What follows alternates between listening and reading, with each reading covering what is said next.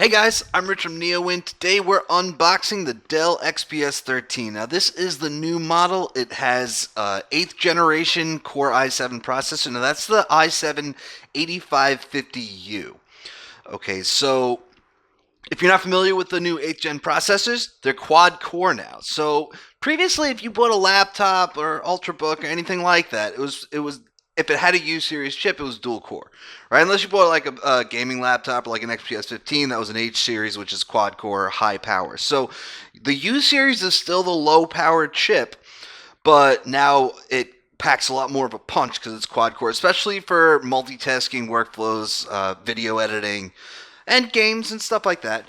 Um, Intel hasn't announced a lot of 8th gen chips. We've got I think there's still only two U series chips, an i5 and an i7. They announced the desktop chips. They haven't announced the H series, the T series, and stuff like that. So these are still early models. This is only going to be the second 8th gen PC that I've used.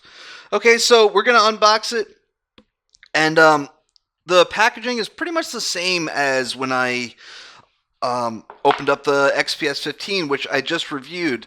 And I'm actually curious to compare that H series processor to the U series and just benchmarks and stuff like that, because obviously the U series is still low power, so it's not going to be as powerful as the H series. But I see a lot of companies trying to draw a parallel there and kind of trying to say, like, oh, it's quad core now, so it's just like a 15-inch MacBook Pro or a Dell XPS 15, which is not the case.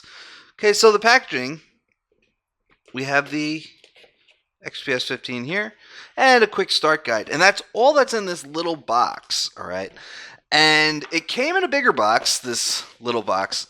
And it's the same packaging as like the XPS 15, and I've never seen another company do this where the box inside the box doesn't have everything in it. So over here we have a power cable, all right, which is going to connect to a power brick, as we can see. And here is that power brick, and that's the pin charging port that we're so familiar with on Dell machines. I'm not a fan of them because what you'll find on this machine, and we'll start taking the plastic off. We'll just rip it off like a kid opening up a Christmas present. You know, I don't try to be nice nice about pulling this stuff off. So you can see there's that charging port right over here. Looks like it's already got a scratch on it. Having a little trouble focusing, but Thunderbolt 3 is right next to it, so I should be able to use that to charge as well. And I mean, I haven't. It's almost always the case. So a lot of these laptops coming out now have two separate charging solutions, and I'm a fan of that. By the way, over here, before we go back to the charging, we have an SD card slot, another USB Type A port. Okay, so I'm a big fan of having two charging solutions like that, because you might be upgrading from an old Dell XPS 13, and you might have a couple power cables for that lying around. So maybe you want one in your room, one in the living room, whatever, but you already have power cables for it. On the other hand, maybe you're a guy like me and you have a ton of laptops and you really just want one charger that can charge all of your devices, and that's USB Type-C, right? Because I have Lenovo's and HP's and Dell's. When I went to Ignite in Orlando in September, I brought 5 laptops with me. 4 of them used USB Type-C to charge, and the last one was a Surface. And it was really great to not have to bring 5 different chargers with me, because not all devices use that pin either, right? I mean, Lenovo doesn't. Lenovo has something that looks kind of like a USB Type A port, but it's not exactly the same size.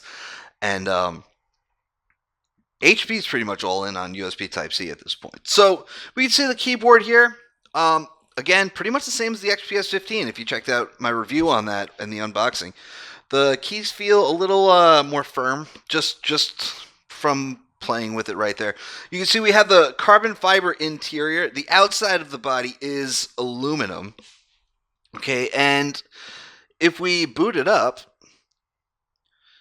we will see that it's a QHD Plus display, which is 3200 by $1,800. So there is a full HD model too if you want the additional battery life that comes with that. It's 16 gigs of 2133 megahertz RAM, 512 NVMe SSD, and so it should be a pretty powerful machine. Obviously, Intel HD graphics. So, I mean, in a thin ultrabook like this, all you're going to get is HD graphics. And it's just a laptop. It does have a touchscreen, but it is just a laptop. This is as far as the screen will fold back. And the reason for this, Dell does make a 2-in-1 version of the XPS 13. The only problem with it is that that's a Y series processor. Now, we just went over the difference between the U series and the H series, but the Y series used to be called Core M, and they rebranded the i5 and the i7, Intel did, and now it's the i5 and the i7 Y series. So just because something says it's an i7 doesn't mean you're getting like a real i7, and so that's the thing that disappoints me about the XPS 13 2-in-1 is that it's very low powered and you're probably going to end up struggling with it if you get it. Okay, so this guy is setting up now. You can see we have Dell calls an Infinity Edge display, and that means the bezels are super slim on here. And that's all well and nice, but it does present a problem. You can see right down here is the front camera. So if you make a lot of Skype calls and stuff, I mean, even Dell knows that that's not the best placement for a camera, and it's not going to make for the best recording experience. Okay, I've heard that they're going to add facial recognition on a future model that they're probably going to announce at CES, which is in January. Right now, for Windows Hello, we have a fingerprint reader down here. And I found that the fingerprint reader works pretty well if it's the same one that's on the XPS 15. Now, obviously, this is newer. They just announced this like a month ago, along with some Inspiron PCs. So this thing is setting up. One thing that I found is that it does say in the reviewer's guide which software is included. And we can see that it includes McAfee Security, which is not fun. I think it's one of the worst pieces of software out there, and I often joke, what's the first thing you do when you get a new laptop? Do you install Chrome or do you uninstall McAfee? I really don't. I don't like it because obviously whenever you have a Win32 app and you uninstall it, it leaves stuff behind. So when you have this stuff installed on your PC out of the box, it's going to leave stuff behind even after you get rid of it. Office 2016 tools and Office 2016 is on there. You're not going to be able to use it unless you have an Office 365 subscription. You're going to need to activate it with a product key. But there's also Adobe converts PDFs to Word, Excel, or PowerPoint formats. There's Support Assist, which is actually pretty good. That's actually something that you're going to want because Support Assist is where you'll find the latest drivers and everything, BIOS updates. There's a Dropbox app.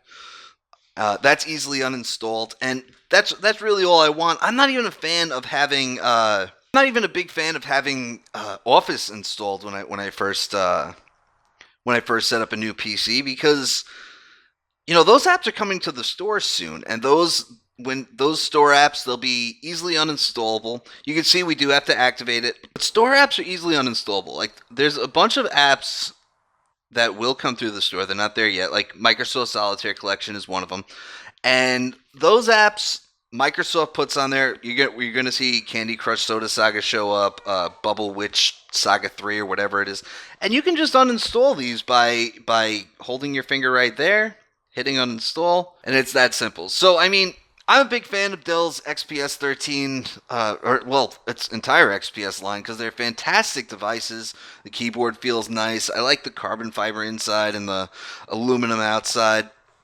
All right, they're not cutting back on ports. There's a lot of devices out there now that have only USB Type-C, and that's not cool because obviously some of us still have peripherals that need a Type-A port. And that's it. I'll have more on this over the next few weeks, and I'll have a review. Anyway, guys, I'm Rich from NeoWin. Have a great night.